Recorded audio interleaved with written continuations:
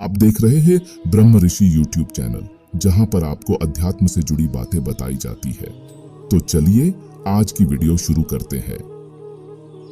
आज विश्व में हर मानव अपने जीवन को हर एक दृष्टिकोण से बेहद सुखी और निश्चिंत बनाना चाहता है। इस दौड़ में जीवन की हर एक पहलू, जैसे कि शारीरिक, मानसिक, आर्थिक, पारिवारिक, सामाजिक, आध्यात्मिक, ऐसे क्षेत्र में सुख की इच्छा रखता है। हर इंसान को बहुत अच्छे से पता है कि यह जीवन सिर्फ आनंद और सुख भोगने के लिए ही मिला है। लेकिन सबसे बड़ी और रोचक बात यह है, फिर ये सारे सुख चाहिए किसको? यदि मुझे चाहिए, मतलब किसे चाहिए? आखिर मैं कौन हूं? मेरा अस्तित्व क्या है? अगर मुझे सुख चाहिए तो मुझे मेरे सत्य स्वरूप में आना पड़ेगा। मैं कौन हूं? इस स्वरूप में मुझे निरंतर रहना पड़ेगा। फिर मैं जो चाहता हूं वह हर बात मेरे पास होगी, मेरे हर संकल्प पूरे होंगे। वास्तविक रूप से सारे सुख तो मेरे पास ही है, बस मैं अपने पास नहीं हूं।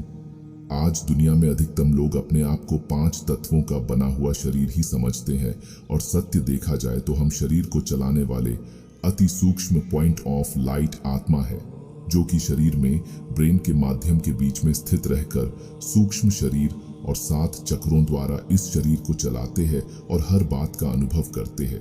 दुनिया में 2 प्रकार के कॉन्सनेशन है, एक है बॉडी कॉन्सनेश और दूसरा है सोल कॉन्सनेश। विश्व में इस बात को अहम मान्यता है कि जिस कॉन्शियसनेस में आप चलते हो, उसी अनुसार विश्व आपसे प्रभावित होकर आपके जीवन पर उसका प्रभाव आता है और आपके जीवन में सुख या दुख की प्रवेशता होती है। बॉडी कॉन्शियसनेस मतलब अपने आप को प्रकृति समझना, और प्रकृति समझने के कारण प्रकृति के सारे दुखों का अनुभव आपको होना शुरू होता है और आपका जीवन दुखों से भरपूर होता है। इसके विपरीत अगर आप अपने सत्य स्वरूप में आ जाते हैं, जो कि आप एक चैतन्य आत्मा हो, इस स्थिति में सदा काल स्थित होते हुए तो सदा काल के लिए आपके जीवन में परम सुख की वर्षा होगी। आज की प्रस्तुति में हम ये समझेंगे कि आत्मा का इस शरीर के साथ क्या संबंध है, उसका स्वरूप कैसा है, शरीर में कहाँ रहती है तथा कहाँ से आती है और कहाँ जाती है, इस संसार में क्यों आई और क्या उसे मोक्ष मिल सकता है या नहीं। आइए आज इन्हीं प्रश्नों का उत्तर जानने की कोशिश करते हैं, क्योंकि हम जब तक ये नहीं जाएंगे तब तक हम वास्तविक सुख का अनुभव ही नहीं कर सकते। आत्मा एक चैतन्य शक्ति है, क्योंकि शरीर तो मात्र एक साधन है आत्मा का। शरीर के साथ का संबंध मैं और मेरे के रूप में स्पष्ट किया जाता है। जैसे कि कहते हैं मेरा शरीर, लेकिन मैं शरीर तो नहीं कहते। उसी तरह मेरा हाथ कहा जाता है, मैं हाथ तो नहीं कहा जाता। स्पष्ट है कि मैं कहने वाला चैतन्य शक्ति आत्मा इस शरीर का मालिक है। जिस प्रकार किसी व्यक्ति के हाथ में चाकू हो तो उस चाकू को पता नहीं है कि मुझे सब्जी काटनी है या किसी व्यक्ति का गला काटना है, वह निर्णय नहीं करता। उसी तरह उस चाकू का प्रयोग करने वाले हाथ भी यह नहीं सोचते कि मुझे इससे कोई सब्जी काटनी है या किसी व्यक्ति को मारना है, क्योंकि हाथ भी चाकू की तरह एक साधन है। सोचने वाली शक्ति, निर्णय करने वाली शक्ति तो आत्मा ही है। आत्मा एक अति सूक्ष्म दिव्य ज्योति बिंदु स्वरूप है। इसलिए व्यक्ति जब शरीर छोड़ता है तो दीपक जलाते हैं, अर्थात शरीर में स्थित चैतन्य ज्योति के यादगार स्वरूप ज्योति जगाते हैं। शरीर में आत्मा का निवास स्थान कहाँ है? दुनिया में आत्मा के शरीर में निवास के विषय में कई प्रकार की मान्यताएं हैं। जैसे कई लोग ये मानते हैं कि आत्मा हृदय में रहती है, लेकिन जब ऑपरेशन करके हृदय प्रत्यारोपण किया जाता है तो सवाल उठता है कि उस वक्त आत्मा कहाँ होती है। कई कहते हैं कि आत्मा सारे शरीर में भ्रमण करती है। अब एक ही व्यक्ति एक ही समय में सुन भी रहा है, देख भी रहा है, बोल भी रहा है, हाथ भी हिला रहा है और चल भी रहा है, तो उस वक्त आत्मा कहाँ रहती है? इससे स्पष्ट है कि आत्मा का एक निश्चित स्थान होना चाहिए। अतः जिस तरह गाड़ी में ड्राइवर का एक निश्चित स्थान होता है जहां बैठकर वह पूरी गाड़ी को कंट्रोल करता है, ठीक इसी प्रकार मस्तिष्क पूरे शरीर को नियंत्रण करने वाला स्थान होता है। अतः आत्मा भी मस्तिष्क एवं स्नायु तंत्र के द्वारा शरीर की सभी कर्मेंद्रियों एवं ज्ञानेंद्रियों पर नियंत्रण रखती है। मेडिकल साइंस के द्वारा भी ये प्रमाणित किया गया है कि हाइपोथैलेमस और पिट्यूटरी ग्लैंड के बीच में आत्मा निवास करती है। इसीलिए व्यक्ति जब अपने भाग्य की बात करता है तब वह अपना हाथ मस्तक पर फेरता है, यानी भाग्य शरीर में नहीं है, परंतु आत्मा भाग्य लेकर आती है और लेकर जाती है। क्योंकि आत्मा भ्रुकुटी के पीछे बैठी रहती है, अतः लोग कपाल में भाग्य को दर्शाते हैं। इसलिए भारत में हिंदू चंदन का तिलक भी भ्रुकुटी के मध्य में ही लगाते हैं। आपके मन में सवाल आता होगा कि चंदन का ही तिलक क्यों लगाया जाता है, और वह भी एक छोटा सा बिंदु के रूप में ही क्यों लगाया जाता है। इसका कारण यह है कि आत्मा का स्वरूप अति सूक्ष्म बिंदु है। क्नोइस चंदन का रंग सुनहरा होता है। यह याद दिलाता है कि आत्मा का अनादि स्वरूप शुद्ध और पवित्र है, अतः चंदन लगाने से शीतलता महसूस होती है, अर्थात आत्मा का स्वधर्म शांति है। इसके अलावा चंदन की खुशबू चारों ओर फैलती है, इसीलिए आत्मा जब अपने असली सतोगुणी स्वरूप में स्थित होती है तब वह अपने गुणों की खुशबू सारे संसार में फैलाती है। इसलिए चंदन का तिलक लगाया जाता है। आत्मा कहां से आती है और कहां जाती है?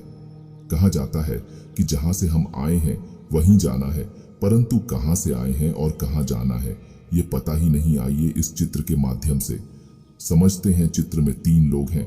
आकाश के नीचे मनुष्य लोक है, जहां 5 तत्व की दुनिया है। ये संसार एक रंगमंच है, जहां हर आत्मा शरीर रूपी चोला धारण कर अपना अभिनय करती है। आकाश के ऊपर है सूक्ष्म देवलोक, जहां सूक्ष्म देवताएं ब्रह्मा, विष्णु और शंकर निवास करते हैं। उसके ऊपर एक और लोक है, जहां चारों ओर दिव्य प्रकाश फैला हुआ है और जहां सभी आत्माएं निवास करती हैं, जिसको श्रीमद् भागवत गीता में परम धाम कहा गया है। इसके बारे में कहा जाता है कि यह 5 तत्व की दुनिया एवं सूक्ष्म देवलोक से भी परे है। इसी को मोक्ष धाम या मुक्ति धाम भी कहा जाता है, जहां सभी आत्माएं मुक्त अवस्था में निवास करती हैं। हम लोग उसको अपना प्यारा घर भी कह सकते हैं, क्योंकि घर वह स्थान होता है जहां से व्यक्ति का विशेष लगाव होता है।